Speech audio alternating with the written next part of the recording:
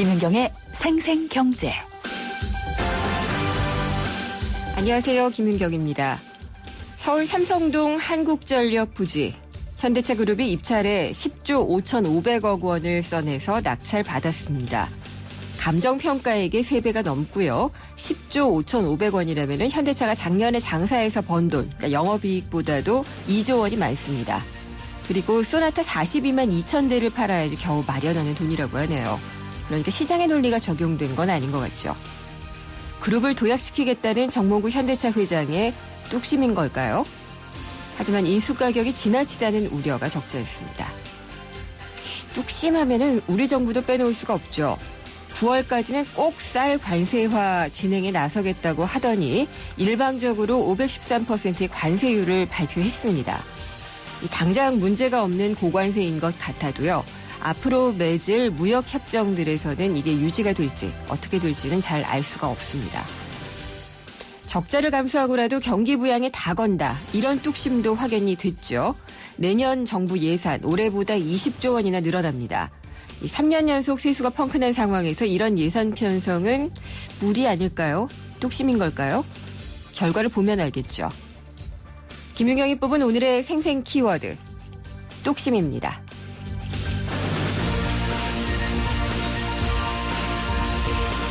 21세기 자본, 세계적으로 큰 반향을 일으킨 책이죠. 이 책의 저자인 토마 피케티 파리 경제대 교수가 한국에 왔습니다.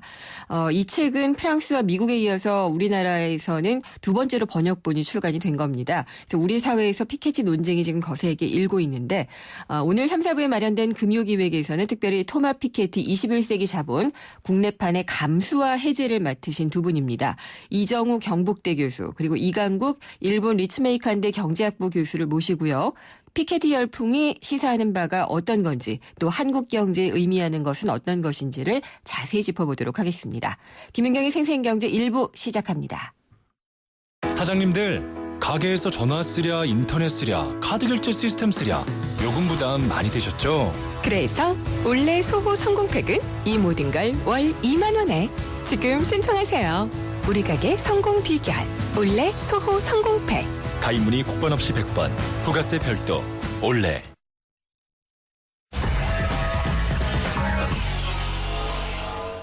네, 오늘 증시 알아볼 시간입니다. 글쎄, 어제는 이 현대차가 굉장히 많이 내렸어요. 이게 보통 이제 10조 5,500억 원을 써내서 한전부지 낙찰을 받았는데 감정평가액의 3배가 넘고 제가 오프닝에서 말씀드린 것처럼요. 그리고 이제 우리가 예상했던 것보다도 훨씬 더 많은 그런 금액이었기 때문에 승자의 저주가 오는 게 아니냐 이런 것 때문에 현대차가 급락을 했었거든요. 그래서 코스피가 많이 내렸는데 오늘은 어땠는지 한번 좀 알아보겠습니다. 오늘 증시 짚어보겠습니다. 우리투자증권의 강현철 투자전략팀장입니다. 안녕하십니까?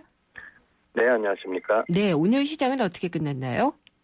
네, 전에 급락세를 보였던 주식은 다소 오늘 안정감을 좀 보였어요. 코스피는 6포인트 오른, 그래서 2050선을 다시 회복하면서 마감을 했습니다. 네. 전체적으로는 전일 그 급락세들은 좀 벗어나는 모습이었고, 특히 금요일 이슈가 이제 스코틀랜드가 영국에서 독립할 수도 있다라는 이슈가 있었는데, 네. 이 부분이 이제 오후장에서 일단은 독립이 좀 부결되는 쪽으로 진행이 되면서 시장의 안정감이 좀 생긴 것으로 보입니다. 네. 오늘 현대차는 어땠어요? 사실은 전일 주가 급락이 이제 승자의 저주라고도 좀 불리고 예. 무리하게 좀 가격을 좀 높게 형성한 게 아닌가 해서 현대차 그룹주가 거의 한 7%에서 8% 정도 빠지면서 그렇죠. 주가 급락을 이끌었고요. 예. 그런데도 사실은 현대차 관련주들은 특히 이제 현대차는 거의 1.5% 빠져서 장중 일시적으로 좀 반등하는 모습은 보였지만 이후에 다시 되밀리면서 금일도 주가가 하락하면서 전일 급락 이후에 오늘도 진정되는 모습은 보이지 못한 것으로 보입니다. 네. 특히 전일 현대차 그룹주들이 국내 기관 투자자들이 주식을 좀 많이 팔았는데 금일에 이제 하룻밤 자고 특히 이제 전날 밤에 이 뉴스를 들은 외국인 투자자들이 대규모로 주식을 좀 매도한 것으로 보입니다. 네. 이런 그러면 매도세 주가 하락은 계속 될까요? 일단 현대차 그룹주 같은 경우에는 이제 그 시장에서 기대했던 것이 향후에 글로벌 성장도 중요하지만은 배당이나 좀 새로운 어떤 그런 부분들을 좀 열어줄 것으로 봤었는데 어쨌든 대규모 투자로 인해서 올해나 내년도에 현대차 그룹주들은 특히 연말에 이제 배당을 기대하기는 좀 어려워졌다라는 그 불안감이 좀 커지고 있기 때문에 주가가 단기적으로 좀 급락을 했기 때문에 일부 반발 매수가 형성될 수는 있겠지만 뭐 국내외 투자자들의 실망감, 특히 연말에 뭐 배당을 받지 않는다면 굳이 이 주식을 이제 좀 들고 갈 것인지에 대해서는 의구심이 좀 생길 수 있어서 네. 뭐 단기 반등을 하더라도 당분간은 조정 국면이 이어질 것으로 보입니다. 오늘 뭐 외국인 기관들 투자 동향은 어땠나요? 외국인들은 사실 오늘 2,700억 원을 주식을 매도를 했는데 네. 대부분이 이제 현대차 그룹 쪽으로 몰려 있어서 전일 발생한 뉴스에 대해서 좀 뒤늦게 반응하는 모습이고요. 반대로 이제 국내 기관 투자자들이 한 2,200억 원 주식을 순매수하면서 반등을 좀 이끌어낸 것으로 보입니다. 전체적으로는 증권사 그리고 연기금 투자가 꾸준하게 진입을 하면서 현대차 그룹주를 제외한 즉 운수 장비를 제외한 대부분의 업종에서 좀 반발이 나타났던 것으로 보입니다. 네. 그 밖에 좀 눈에 띄는 종목이나 업종이 있었나요? 네, 오늘은 그 운수 장비를 제외하고는 대부분의 업종들이 고르게 반등을 했기 때문에 네. 전체적으로는 시장의 분위기는 그렇게 나쁘진 않았던 것으로 보이고요. 최근에 다소 좀 그 주가가 좀 탄력을 잃었던 증권하고 은행주가 급등세를 보였습니다. 네. 특히 이제 증권주는 한국은행이 추가적으로 금리를 인하했을 경우에 보유 채권에 대해서 그 막대한 이익이 생길 수 있다는 기대감이 생기고 있어서 다시 한번 금융주에 대한 관심이 높아졌던 것으로 보입니다. 네. 그리고 최근에 좀 제약주도 많이 오른다 그러던데요. 뭐 특별한 이유가 있나요? 네, 일단은 그 제약주라기보다는 이제 제약주 안에 있는 바이오주들이 네. 좀 이제 주가가 좀 많이 오르고 있는 분위기고요. 이제 바이오주들은 사실은 실적에 대한 어떤 기대치가 그렇게 높진 않지만 10월부터 연말까지 해외 수주나 아니면 신규 어떤 그런 그 사업에 대한 기대치들이 좀 있어서 최근 제약주 안에서 바이오주들이 좀 주가가 많이 올라오고 있는 것은 뭐 실적 부분보다는 어떤 신규 사업 또는 네. 어떤 뭐 임상 실험 결과에 대한 기대값들이 미리 좀 선반영되고 있는 것으로 보입니다. 네. 다음 주는 어떤 투자 전략 가져가면 좋을까요? 일단 다음 주는 이번 주에 좀 굵직굵직한 호황제들이 좀 끝났기 때문에 전체적으로는 시장이 좀 안정감을 찾으면서 위쪽으로 방향성을 틀어갈 것으로 보입니다. 네. 특히 이제 정부 정책 중에서 기준금리 추가 인하에 대한 가능성이 상당히 좀 높아지고 있기 때문에 최근에 단기적으로 좀 조정을 보였던 증권주나 건설주에 대한 관심이 높아질 것으로 보이고요. 3, 4분기 실적 시즌에 서서히 진입할 것으로 보이는데 하반기에 실적 턴어라운드가 기대되는 철강이나 비금속 쪽에 대한 관심도가 높아지고 있어서 아무래도 이제 금융주나 아니면 철강주에 대한 특히 정부 정책과 그 실적에 대한 그 부분으로 관심도가 이어질 것으로 보입니다. 네. 오늘 말씀 잘 들었습니다. 감사합니다. 감사합니다. 우리투자증권의 강현철 투자전략팀장이었습니다.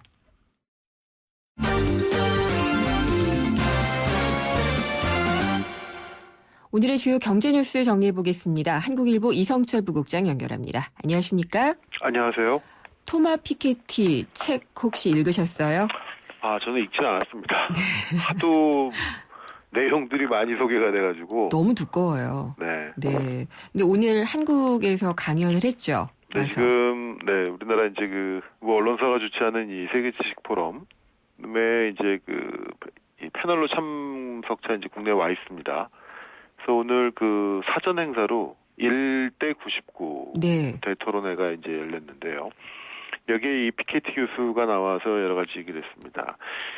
발언 요지를 종합해 보면은 한국은 경제협력개발기구 즉 OECD 회원국 가운데 사교육비 지출이 가장 높은 나라 중에 하나다. 네. 그러면서 이 소득 불평등 문제를 완화하기 위해서는 공공교육에 대한 투자를 확대해야 된다 이렇게 제안을 했습니다. 네, 잘 봤네요. 네, 이 교육이나 그러니까 소득 불평등에 이제 미치는 영향이 여러 가지가 있는데 네. 이제 피케티 교수의 이론을 우선 좀 간단하게 소개를 하면 이런 겁니다. 그러니까 지난 몇십 년 동안 이제 이 부의 성장의 네. 추이를 보면은 자본소득이 주는 수익률이 이 근로소득 수익률보다 높았다는 거지 않습니까? 돈이 돈을 더 많이 버는 그렇죠. 거죠. 예. 그러니까 일해서 땀 흘려 번 돈보다 자본소득이 일종의 자본소득은 일종의 불로소득이죠. 예. 뭐 주식하고 뭐 예금하고 이런 데서 얻는 소득이 더 높았기 때문에 그러니까 쉽게 말해서 자본이 있는 사람들이 돈을 더 벌 수밖에 없는 구조였다. 그래서 불평등이 더 심화가 됐다 이런 얘기를 해왔는데 물론 이것이 그대로 맞느냐 아니냐에 대해서는 굉장한 논란이 있었고요. 네. 특히 우리나라에 과연 이걸 적용할 수 있겠느냐 그래서 국내 학자들이 과거 이제 국세청 과세 자료를 토대로 봤을 때 그게 아니다라는 또 반론도 제기가 됐고 그렇죠. 여러 가지 논란이 뜨거운데 네. 아무튼 그런 이 피케티 교수의 아무튼 요지는 이 지금 사회가 어쨌든 굉장히 소득이 불평등한 구조다라는 네. 점을 강조하는데 그게 비단 이 뭐 소득의 어떤 수익률 또 자본 수익률 이런 것뿐 아니라 교육이나 세금 같은 것도 굉장히 소득에 이 불평등에 영향을 미친다는 겁니다. 네. 그래서 이 교육 투자가 불평등 해소에 굉장히 그 중요한 방법 중에 하나고요. 네. 특히 이제 우리나라 같은 경우에 사교육비 지출이 높은 나라이기 때문에 무엇보다도 공공교육에 대한 투자를 확대해야 된다라는 걸 거듭 강조를 했습니다. 맞는 말이기는 한데 이게 참 바뀌려면 시간이 좀 필요한 문제긴 하죠. 그렇죠. 이게 사실은 네. 근데 이제 공공교육이라는 게 뭐 무상교육을 확대한다고 해서 무조건 되는 문제도 아니고요. 그렇고요. 예. 또 누구나 이제 학부모라면 더 많이 배우고 싶은, 더 많이 가르치고 싶은 요구들이 있기 때문에 사실은 그거를 대체할 만큼 공공교육의 수준을 높인다는 건 현실적으로 굉장히 어렵거든요. 네. 그래서 이게 하루 이틀에 개선된 문제는 아닌 것 같고요. 아무튼 분명한 것은 우리나라의 공교육 기능이 제 기능을 못하고 있고 그러다 보니까 이게 사교육으로 점점 더 몰려가는 그러다 네. 보니 사교육이 커지다 보면 공교육은 더 위축되는 이 악순환이 계속되고 있는 건 뭐 분명한 사실인 것 그렇죠. 같습니다. 예. 그래서 이 뭐 특정 대학을 말해서 그렇지만은 서울대 가는 학생들을 보면은요. 집이 강남인 학생들이 많다 이런 얘기들을 뭐 그렇죠. 통계로도 나오기도 네, 하고요. 맞습니다. 예. 개천표 용은 나오기가 어려운 시대가 된 것 같다는 그런 생각이 드니까 교육에 대한 투자는 올바른 방향이긴 한 것 같아요. 네, 맞습니다. 네. 전화 연결 상태가 별로 좋지 않은 것 같네요. 잘 네. 들리시나요? 예, 잡음이 자꾸 끼는 것 같죠? 네네. 현대차 이 한전부지 인수는 여전히 지금 말이 많아요. 네. 네. 오늘도 현대차 주가는 오전에 좀 회복되는가 하다가 오후 들어서 또 좀 빠졌는데요. 네. 일단 뭐 이게 뭐 시장의 승자의 저주까지 뭐 가지는 않겠습니다만 어쨌든 시장 분위기가 좀 냉랭하고 싸늘한 건 분명한 것 같습니다. 네. 일단 현대차 쪽의 입장은 우리가 이 돈을 충분히 있다라는 게 일단 기본적인 입장입니다. 그러니까 실제로 이 각종 재계 관련 사이트들의 분석을 종합해 보면은 지금 현대차 그룹의 이번에 그 컨소시엄을 짜서 들어갔던 3개사 현대차, 기아차, 모비스 네. 이 3개사의 현금 동원 능력이 뭐 30조 원에 달한다는 지금 분석도 나오고 있는데요. 그런데 뭐 그 현금성 자산 또 1년 미만의 단기 금융 상품 네. 이런 것들을 보면은 29조 4천억 원쯤 되기 때문에 10조 원 인수대금 또 여기에 들어가는 개발 비용 또 공공기업은 이게 얼마가 될지 모르지만 뭐 한 5조까지 들 수 있다 뭐 이런 얘기들이 나오고 있는데 어쨌든 그걸 내는 데는 별 문제가 없다. 네. 재무적으로 문제는 없다라는 게 일단은 그 지표상으로 확인이 되는 것 같고요. 현대차 역시도 그룹의 현금 유동성은 충분히 감내할 만한 수준이고 특히 이제 부지 매입 비용을 제외한 여러 가지 그 건설에 들어가는 비용 같은 거는 이 건물에 입주할 계열사들이 이제 8년 동안 순차적으로 분산 투자하는 거기 때문에 당장 어떤 재무적으로 또 유동성에 압박이 오는 정도는 아니다라고 이제 얘기를 하고 있습니다. 네. 네, 하지만 그럼에도 불구하고 말씀드렸던 것처럼 시장 반응은 좀 냉담하고요. 그러다 보니까 몇몇 증권사들은 벌써 그 현대차의 목표 주가를 지금 내리고 있습니다. 오늘 노무라 증권 같은 경우는 현대차에 대한 이 투자 의견을 매수해서 중립으로 바꾸고 네. 목표 주가도 이번에 하향 조정을 했다고 합니다. 근데 한국전력 같은 경우에는 그러면은 이 부동산 매매 차익이 많이 남는 거 아닌가요? 그럼 그렇죠. 호재라고 봐야지 어쨌든 되나요? 이 돈이 다 일단 한전으로 가지 않겠습니까? 네. 한전 같은 경우에 지금 현재 부채 비율이 한 145%쯤 되는데요. 네. 만약에 20조 원을 다 부채를 갚는 데 쓰게 된다면은 부채 비율을 한 20%포인트 정도 끌어내리는 효과가 있다고 합니다. 그렇군요. 그럼 한 125% 정도로 내려가게 될 것이고 네. 한전은 원래 계획이 2017년까지인가요? 그 빚을 17조 줄이는 게 목표였는데 네. 이걸로 그냥 뭐 시천말로 원샷에 10조 네. 원을 줄일 수 있게 됐으니까 한전이 굉장히 좋아졌고 그럼 이제 좀 기름값, 전기료 좀 덜 올려도 되는 게 아닌가 생각도 드네요. 그러게요. 예. 그리고 또 화제 중에 하나가 이 알리바바가 뉴욕 증시에 상장한 거잖아요. 네, 중국 최대 전자상거래 기업이죠. 뭐 중국 최대가 아니라 이제 뭐 세계 최대라고 해도 과언이 아닐 것 같은데요. 세계 시가총액으로 한 3위 정도 되는 것 같아요. 네. 네.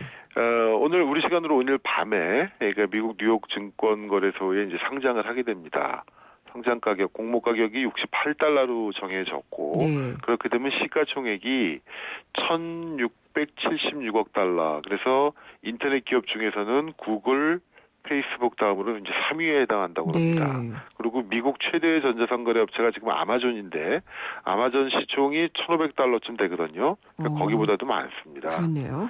그러니까 어마어마하게 큰 기업인데 여러 가지 이제 화제를 모으고 있죠. 이 알리바바의 대주주인 마윈, 네. 또 여기 한 30% 이상을 가지고 있는 우리 제일교포 그 사업가, 제일동포 사업가 손정희 네.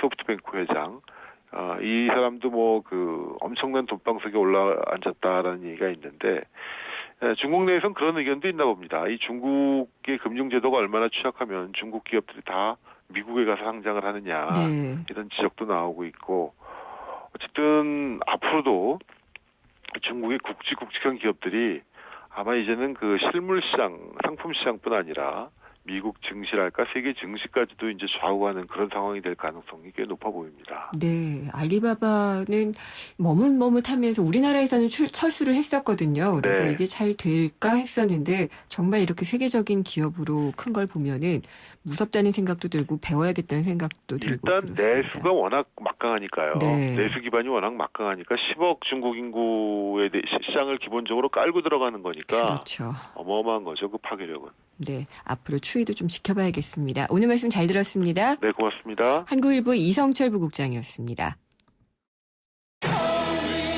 3385님이 보내주셨네요. 헤어로빠, 카스라이트 모델이잖아요.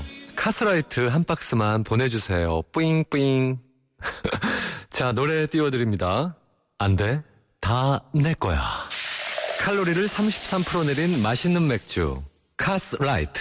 네, 피자헛입니다. 저기요, 고기 피자랑 새우 피자랑 뭐가 더 맛있어요? 둘 다 맛있습니다, 고객님. 그래도 뭐가 더 잘 나가요? 솔직하게. 둘 다 잘 나갑니다. 왜냐하면 더블 박스. 박스는 하나, 피자는 두 가지. 25,000원. 1588-5588 피자헛. 더블 박스 주세요. 생생경제 1부 함께 하셨습니다. 금요일 2부 재밌는 코너 많죠. 경제 트렌드 엿볼 수 있는 경제신간이 있고요. 영화로 보는 경제, 경제영화관이 준비가 되어 있습니다. 오늘 경제신간에서는 2014년에 놓쳐서는 안 될 경제학 명저, 뉴욕타임스와 하버드 비즈니스 리뷰가 선정을 했다고 하는 책인데요. 무엇이 행동하게 하는가라는 책을 소개를 해드리겠고요. 경제영화관에서는 영화 타짜를 통해서 사행산업에 대해서 좀 짚어보도록 하겠습니다. 잠시 후 2부에서 뵙겠습니다. 지난 2005년 유엔에서 발표한 자료를 보면 생태계의 멸종 속도는 자연 상태보다 100배에서 1000배 빨라졌고 이 추세라면 향후 100년 안에 조류의 12%, 포유류의 25%, 양서류의 32%가 멸종할 것으로 전망됩니다. 이처럼 위기에 처한 생물 다양성의 보존을 논의하기 위해 오는 10월 전 세계가 대한민국 평창에 모입니다. 자연의 일부인 우리 인간이 더욱 풍요롭고 안전하게 살아가기 위한 미래를 위한 발걸음. 제12차 생물 다양성 협약 당사국 총회. 환경부가 함께합니다. 오후에 만나는 살맛나는 경제. YTN 라디오 김윤경의 생생경제.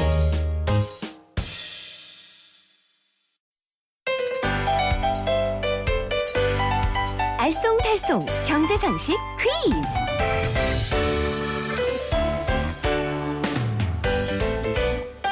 안녕하세요. 경향신문 조미덕 기자입니다. 경제상식을 재미있는 퀴즈로 풀어보는 코너 경제상식 퀴즈인데요. 정답을 아시는 분은 짧은 문자 50원, 긴 문자 100원이 부과되는 휴대전화 문자메시지 우물정 0945번, 우물정 0945번으로 보내주세요. 추첨을 통해 경제신간 그리고 생생경제에서 마련한 선물을 드리겠습니다. 퀴즈입니다. 집주인이 빚을 많이 지고 있어서 집이 경매에 넘어가면 전세 보증금도 제대로 돌려받지 못할 처지인 전셋집을 가리키는 말입니다. 요즘엔 대출에 전세를 끼고 집을 많이 사는 데다 서울에선 전셋값이 집값의 70%를 넘는 일도 비일비재해서 이렇게 위험한 전셋집이 많아지고 있습니다. 잘못하면 전세보증금 한 푼도 못 챙길 수 있다는 뜻에서 이름 붙여진 이것은 무엇일까요? 1번 반전세, 2번 전세버스, 3번 깡통전세. 정답을 아시는 분은 짧은 문자 50원, 긴 문자 100원이 부과되는 휴대전화 문자메시지 우물정 0945번, 우물정 0945번으로 보내주세요. 추첨을 통해 경제신간 그리고 생생경제에서 마련한 선물을 드리겠습니다.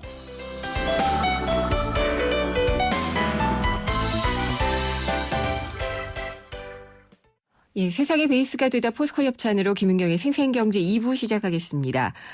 경제상식 퀴즈로 2부의 문을 열었는데요.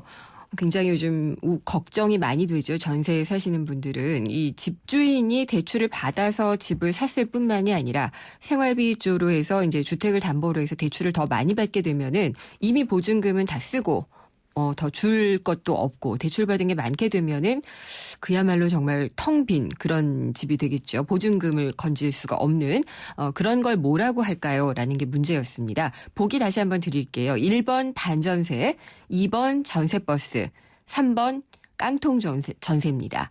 정답 아시는 분은 샵의 0945, 샵의 0945, 짧은 문자는 50원, 긴 문자는 100원이 부과되는 샵의 0945 문자로 주시면 됩니다. 정답 보내주신 분들 중에 저희가 선정을 해서요. 오늘 경제신간에서 소개해드릴 책을 보내드립니다. 무엇이 행동하게 하는가. 굉장히 재밌을 것 같은데요. 저는 광고 듣고 다시 돌아오도록 하겠습니다. 움직인다. 오늘의 상상을 한 걸음 앞선 도전으로. 내일 더 필요한 일에 변함없는 신념으로. 그렇게 오늘을 움직이고 내일을 키운다. 에너지를 움직이다. 내일을 키우는 에너지 한화. 네, 피자헛입니다. 저기요, 고기 피자랑 새우 피자랑 뭐가 더 맛있어요? 둘 다 맛있습니다, 고객님. 그래도 뭐가 더 잘 나가요? 솔직하게. 둘 다 잘 나갑니다. 왜냐하면 더블박스. 박스는 하나, 피자는 두 가지. 25,000원. 1588-5588 피자헛. 더블박스 주세요. 김윤경의 생생경제. 생생경제가 뽑은 이 한 권의 책, 화제의 경제신간. 금요일마다 만나는 경제신간입니다. 따끈따끈한 경제신간 홍순철 북칼럼니스트가 소개해드립니다. 안녕하십니까? 예, 안녕하세요. 오늘 소개해 주실 책은 어떤 책이죠? 예, 무엇이 행동하게 하는가라는 제목의 책입니다. 뭔가 있는데. 예, 뭔가 있죠. 네. 최근 이 경제학 분야에서 유행하고 있는 학문 가운데 행동경제학이라는 학문이 네. 있죠. 이론이나 공식보다는 인간의 비합리적이고 감성적인 마음을 읽어내고 어떻게 하면 좋은 선택을 할 수 있게 하는지 네. 행동으로 옮기게 하는 게 바로 이 행동경제학의 목표인데요. 행동경제학에서 중요한 컨셉트가 선택 설계자.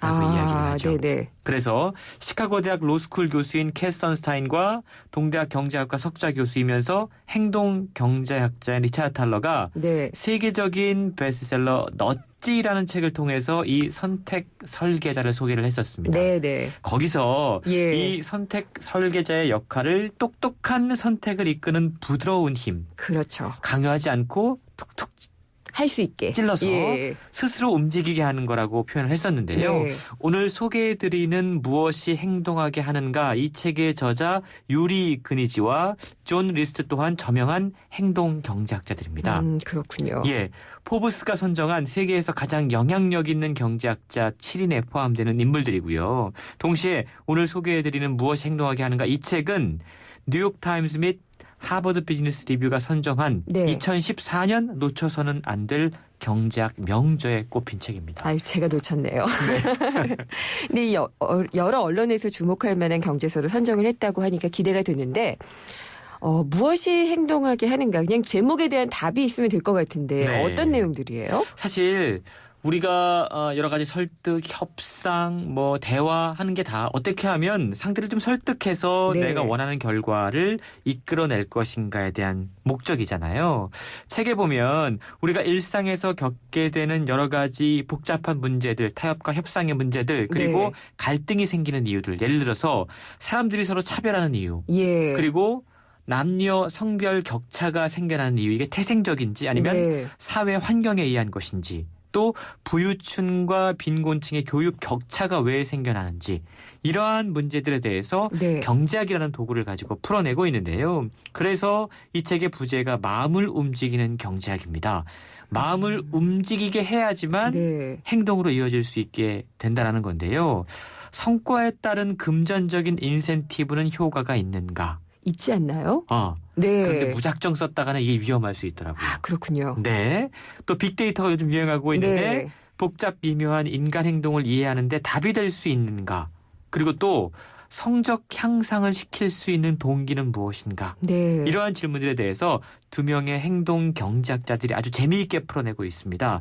마치 경제학의 인디애나 존스라고. 인디애나 존스요? 예. 그냥 교실 안에서, 강의실 네. 안에서 고리타분한 이론이나 데이터 이런 것들에 의존하지 않고 실제로 네. 현장으로 뛰어갑니다. 교육 현장으로 뛰어가고 또 네. 기업으로 뛰어가고 또 일하고 놀이하는 현장으로 찾아가서 인간 네. 행동의 진짜 동기와 원인을 뿌리 깊이 파헤치고 있는데요. 그래서 인간 행동을 변화시키는 숨겨진 원리를 찾아내 책을 통해 소개를 하고 있습니다. 아, 이런 건 기자가 해야 되는데 경제학자가 그러게 직접 하시면 말입니다. 어떡해. 여기서 낭독 한번 들어보고 가겠습니다.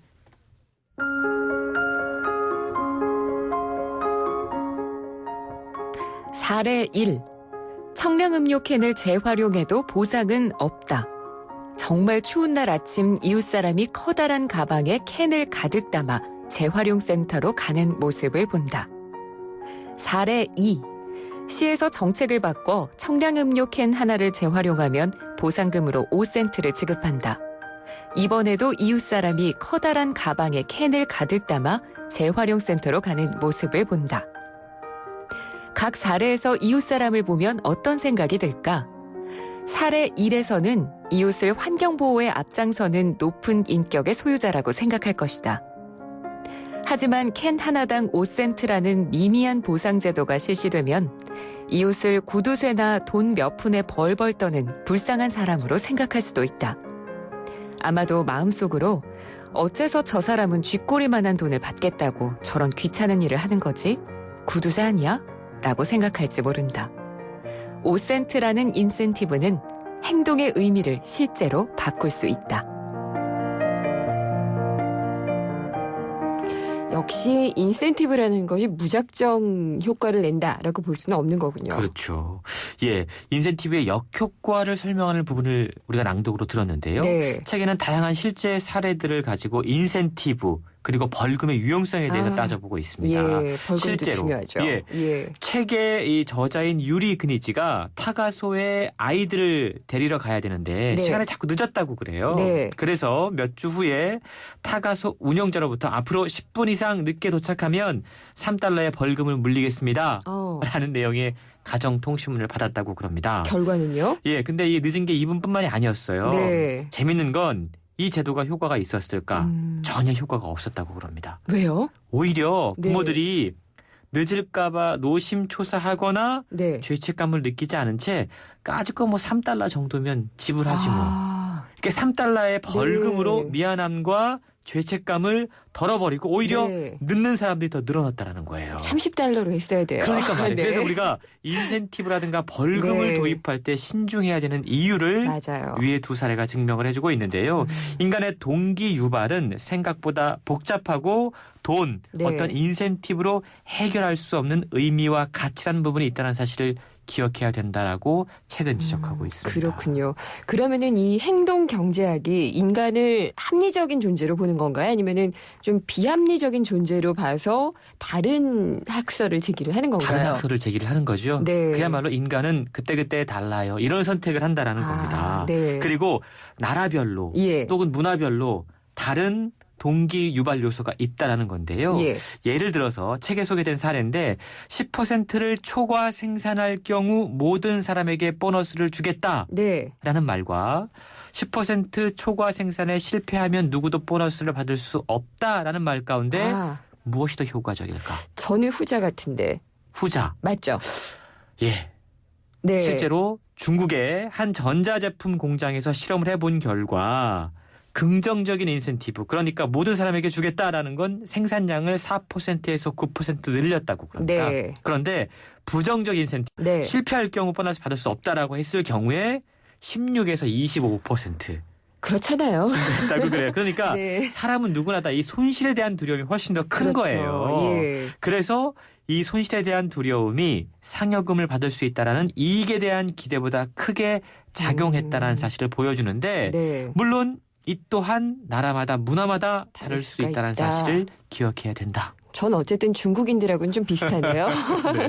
근데 이 무엇이 행동하게 하는가 정말 많은 분들을 궁금하게 하는 주제인데 그럼 이 책을 통해서 사람이 움직이게 하는 여러 동기 어떤 것들을 찾아볼 수가 있나요? 예, 이 책은 다시 말해 마케터라든가 뭐 또 직원들을 움직여야 되는 리더라든가 또 아이들에게 네. 교육적인 동기부여를 해야 되는 부모라든가 다양한 분들이 읽으면 도움이 될 만한 내용들이 많이 네. 소개가 되고 있는데요. 참 재미있는 사례들이 많이 소개가 되고 있습니다. 예를 들어서 기부, 네. 누군가에게 어떤 기부금을 받아내는데 매력적인 외모가 중요한 역할을 할 수 있다. 그럴 것 같은데요. 예. 예. 그런데 이게 오히려 장기적으로 꾸준히 기부할 확률은 낮게 만든다. 아, 되게 중요한 겁니다. 그렇네요. 기부금을 얻어내는 데 도움이 되지만 장기적인 유지에는 도움이 되지 않는다. 네. 또 공교육 부활을 위해서 가장 효과적인 방법은 적절한 금전적인 인센티브다.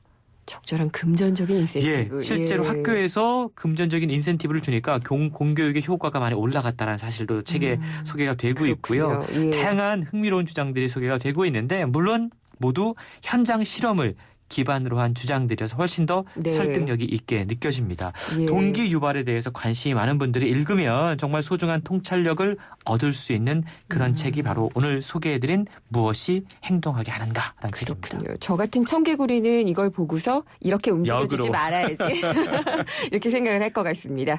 오늘도 정말 읽고 싶은 책 소개를 해주셨습니다. 홍순철 북칼럼니스트였습니다. 감사합니다. 고맙습니다.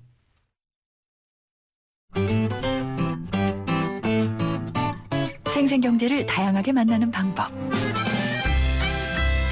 YTN 라디오 앱 예스와 웹사이트 김윤경의 생생경제 또는 트위터 YTN_이코노미로 실시간 듣기와 다시 듣기를 하실 수 있고 방송 내용에 대한 문의와 의견을 주실 수 있습니다.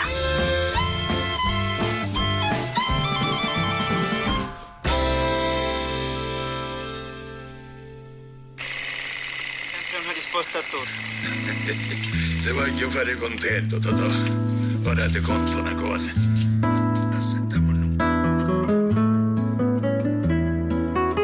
영화 속에서 경제 이야기를 찾아보는 시간입니다. 경제영화관. 오늘도 경향신문의 박병율 기자 스튜디오에 나와 계십니다. 안녕하십니까? 네, 안녕하세요. 네, 오늘은 어떤 영화인가요? 네, 역대 우리나라 영화 중에서 도박판 이야기를 가장 재밌게 그렸던 작품이다. 네. 이런 평가를 받는 영화인데요.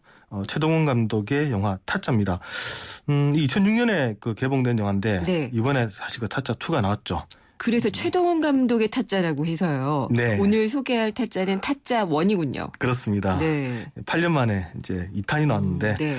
아마 예전에 타짜 1편을 봤던 사람들은 2탄 보고 나면 또 1탄이 또 생각이 또 새록새록 날 것 같아가지고 예. 이 영화 한번 준비해봤습니다. 재밌는 영화였는데요. 타짜 1편 내용 좀 소개해 주시죠. 네, 사실 타짜 1편은 유행어가 상당히 많이 나왔었는데요. 네. 그 중에 나 이대 나온 여자야 하는 거. 좀 실감나게 해주세요. 제가 김혜수 씨가 아니었어요.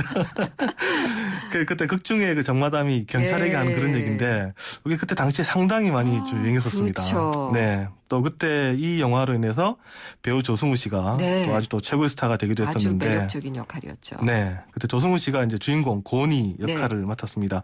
이 고니라는 청년이 있습니다. 가구 공장에서 일하는 평범한 청년인데 우연히 도박판에 휘말렸다가 자신이 그동안 모았던 돈을 잃어버립니다. 그러고 나서 이제 이거 복수를 하는 영화인데 알고 봤더니 자신이 꼈던 그 도박판 전문 도박꾼들인 타짜가 있던 그런 도박판이고요. 자신이 도저히 이길 수 없는 그런 게임이었습니다. 그러다가 이제 도박판을 설계하는 정마담을 만나게 되고 이대 또 나온 여자. 그렇죠. 네.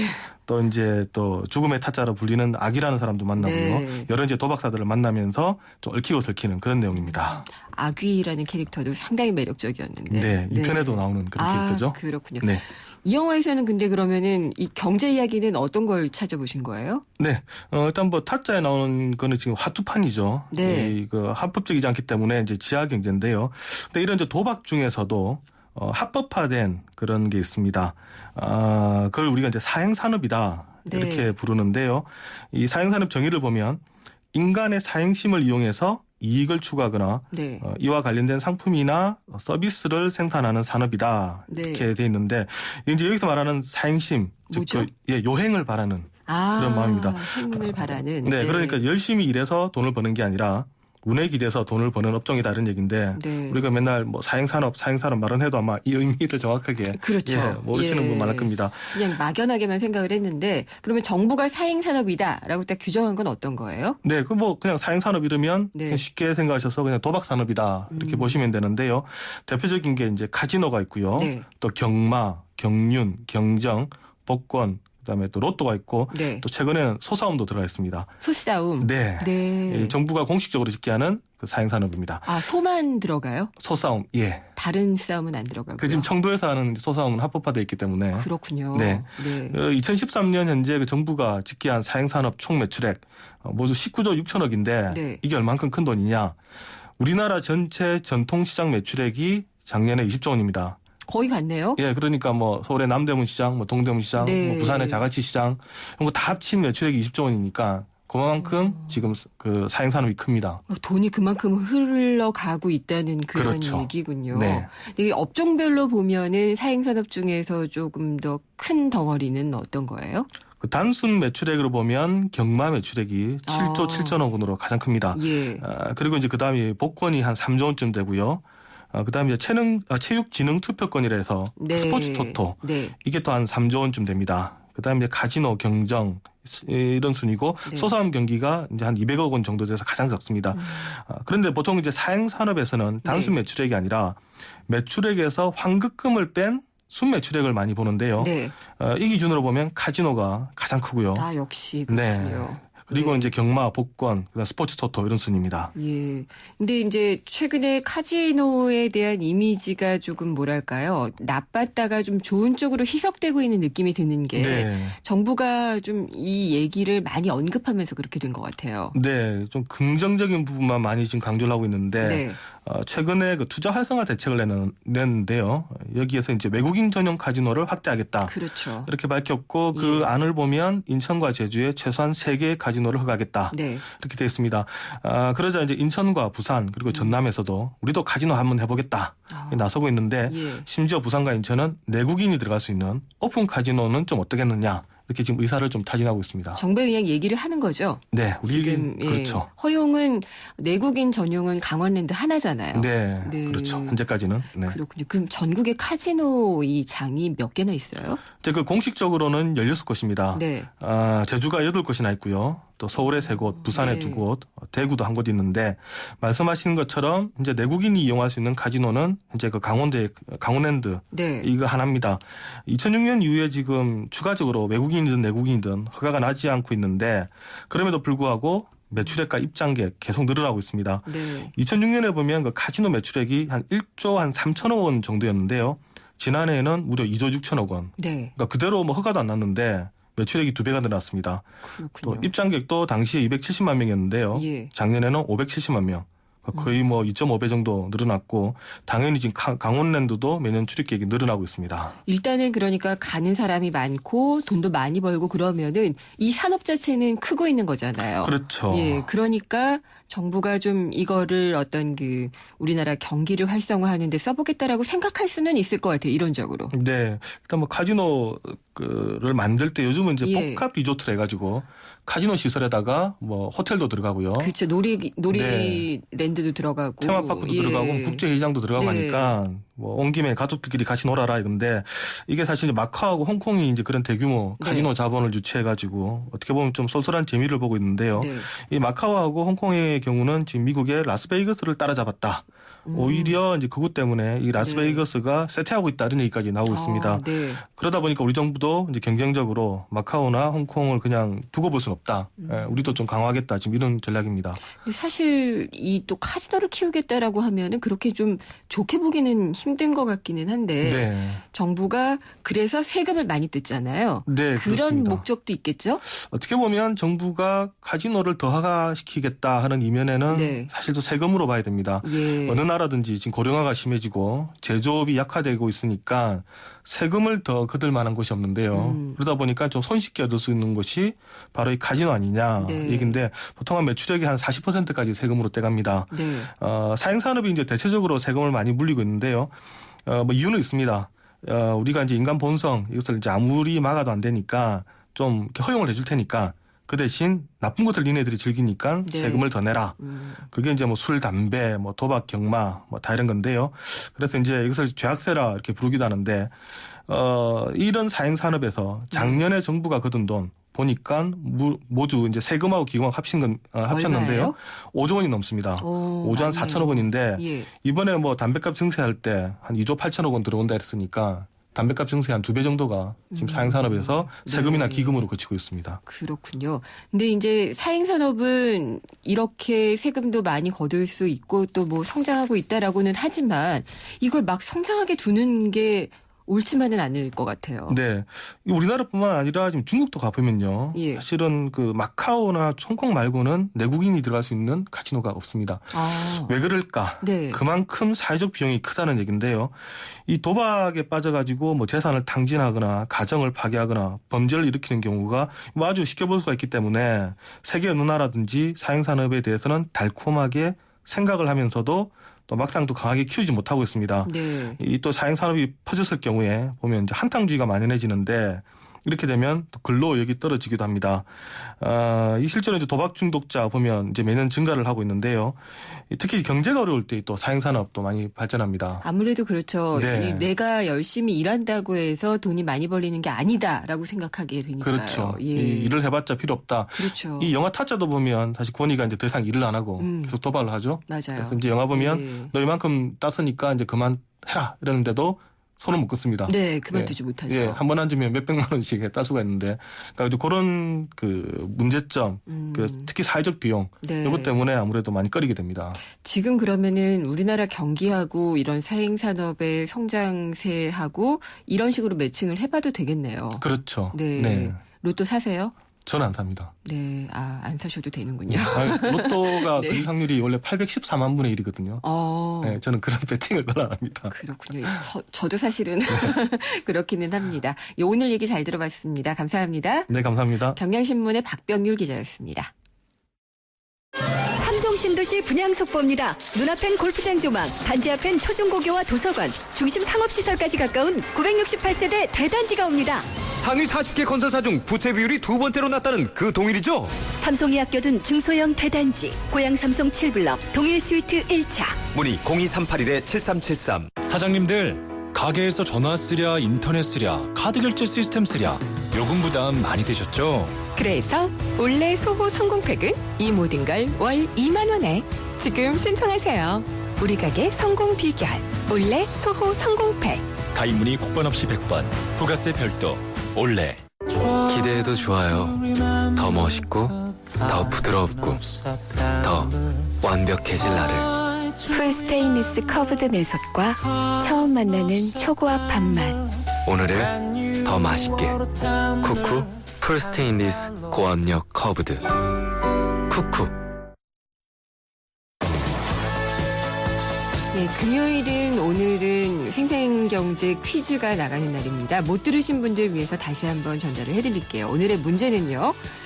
집주인이 빚을 많이 지고 있어서 집이 만약에 경매에 넘어갈 경우에 빚을 못 갚아서 넘어가게 되면은 전세 보증금도 떼일 위기에 처해진 그런 전셋집을 말하는 것을 가리키는 말입니다. 서울에서는 사실 이 전셋값이 집값의 70%를 넘는 경우도 있어요.